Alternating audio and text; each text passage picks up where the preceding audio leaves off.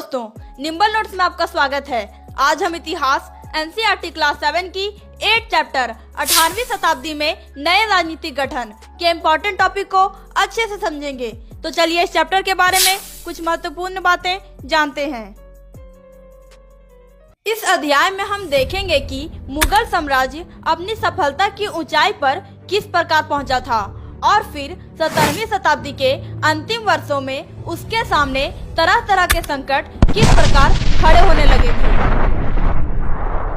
अध्याय के आखिर में हम राजपूत घराने, सिख समुदाय, मराठा साम्राज्य तथा जाट समुदाय जैसे महत्वपूर्ण बिंदुओं के बारे में भी विस्तार से जानेंगे। इस चैप्टर का पहला टॉपिक है मुगल साम्राज्य के लिए संकट की स्थिति। तो चलिए हम लोग इसके बारे में जानते हैं।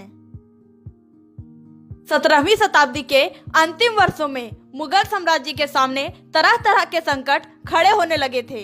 ऐसा अनेक कारणों से हुआ। बादशाह औरंगजेब ने दक्कन में लंबी लड़ाई लड़ते हुए साम्राज्य के सैन्य और वित्तीय संसाधनों को बहुत अधिक खर्च कर दिया था। औरंगजेब के उत्तराधिकारियों के शासन काल में साम्राज्य के प्रशासन की कार्य कुशलता समाप्त होने लगी और मनसबदारों के शक्तिशाली वर्गों को वश में रखना केंद्रीय सत्ता के लिए कठिन हो गया। इस आर्थिक व राजनीतिक संकट के बीच ईरान के शासक नादिर शाह ने 1739 ईस्वी में दिल्ली पर आक्रमण किया और संपूर्ण नगर को लूटकर वह बड़ी भारी मात्रा में धन दौलत ले गया। मुगल सम्राटों की सत्ता के पतन के साथ साथ बड़े प्रांतों के सूबेदारों और बड़े जमींदारों ने उपमहाद्वीप के विभिन्न भागों में अपनी शक्ति और प्रबल बना ली, जैसे अवध, बंगाल और हैदराबाद। हमारा अगला टॉपिक है राजपूत घराने। तो चलिए हम लोग इसके बारे में जानते हैं।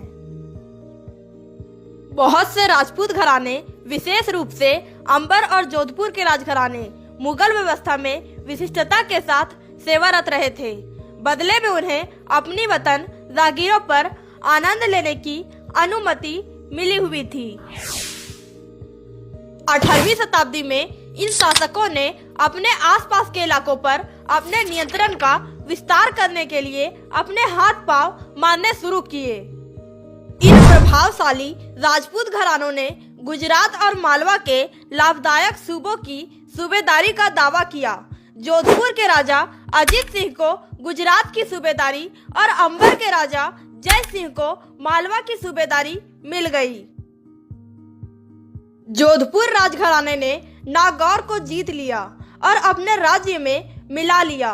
दूसरी ओर अंबर ने भी बूंदी के बड़े बड़े हिस्सों पर अपना कब्जा कर लिया।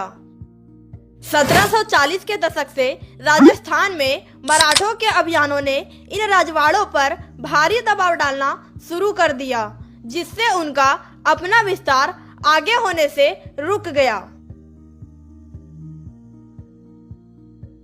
हमारा अगला टॉपिक है सिख समुदाय। तो चलिए हम लोग इसके बारे में जानते हैं। 17वीं शताब्दी के दौरान सिख एक राजनीतिक समुदाय के रूप में गठित हो गए। इससे पंजाब के क्षेत्रीय राज्य निर्माण को बढ़ावा मिला। गुरु गोविंद सिंह ने 1699 ईस्वी में खालसा पंथ की स्थापना से पूर्व और उसके पश्चात राजपूत व मुगल शासकों के खिलाफ कई लड़ाइयां लड़ी।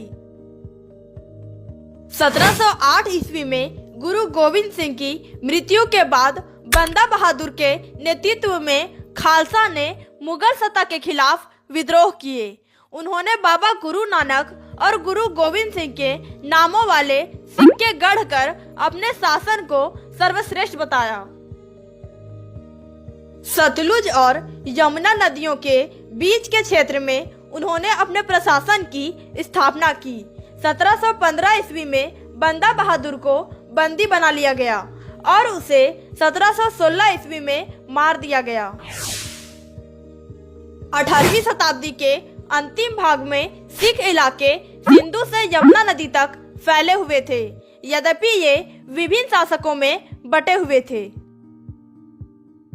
इनमें से एक शासक महाराजा रंजीत सिंह ने विभिन्न सिख समूहों में फिर एकता कायम करके 1799 ईस्वी में लाहौर को अपनी राजधानी बनाया। हमारा अगला टॉपिक है मराठा साम्राज्य। तो चलिए हम लोग इसके बारे में जानते हैं। मराठा राज्य एक अन्य शक्तिशाली क्षेत्रीय राज था जो मुगल शासन का लगातार विरोध करके उत्पन्न हुआ था। शिवाजी ने शक्तिशाली योद्धा परिवारों की सहायता से एक स्थायी राज्य की स्थापना की। अत्यंत गतिशील कृषक पशुचारक मराठों की सेना के मुख्य आधार बन गए। शिवाजी ने प्रायद्वीप में मुगलों को चुनौती देने के लिए इस सैन्य बल का प्रयोग किया। शिवाजी की मृत्यु के बाद मराठा राज्य में प्रभावी शक्ति चित्पावन ब्राह्मणों के एक परिवार के हाथ में रही, जो शिवाजी के उत्तराधिकारियों के शासनकाल में पेशवा अर्थात प्रधानमंत्री के रूप में अपनी सेवाएं देते रहे। पेशवाओं की देखरेख में मराठों ने एक अत्यंत सफल सैन्य संगठन का विकास कर लिया। उनकी सफलता का रहस्य यह था कि वे मुगलों के किलाबद्ध इलाकों से टक्कर न लेते हुए उनके पास से चुपचाप निकलकर शहरों कस्बों पर हमला बोलते थे और मुगल सेना से ऐसे मैदानी इलाकों में मुठभेड़ लेते थे जहां भोजन पाने और सहायता आने के रास्ते आसानी से रोके जा सकते थे। हमारा अगला टॉपिक है जाट समुदाय। तो चलिए हम लोग इसके बारे में जानते हैं। अन्य राज्यों की तरह जाटों ने भी 17वीं और 18वीं शताब्दियों में अपनी सत्ता मजबूत की। अपने नेता चूड़ामन के नेतृत्व में उन्होंने दिल्ली के पश्चिम में स्थित क्षेत्रों पर नियंत्रण कर लिया। 1680 के दशक आते आते उनका प्रभुत्व दिल्ली और आगरा के दो शाही शहरों के बीच के क्षेत्र पर होना शुरू हो गया।